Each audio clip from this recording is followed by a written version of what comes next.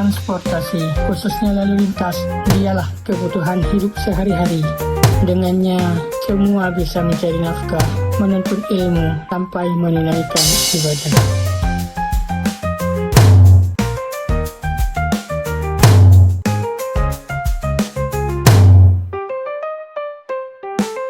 Demi keselamatan, tentu perlu menerapkan adab berkendara, mematuhi segala aturan, tenang dalam setiap perjalanan. Tidak lupa kata hormatku untukmu, para petugas jalan. Teringat seorang yang istimewa.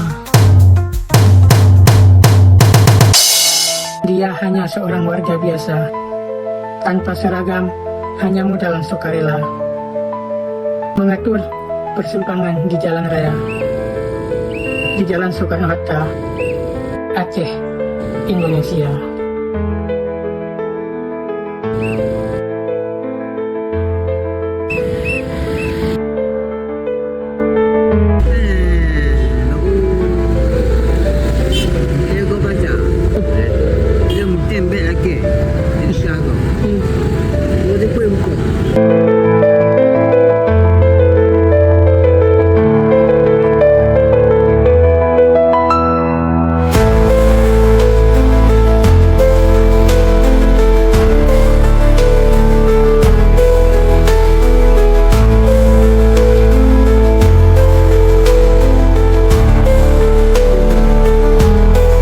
Mengatur jalan dengan ikhlas demi tercapai hablum minannas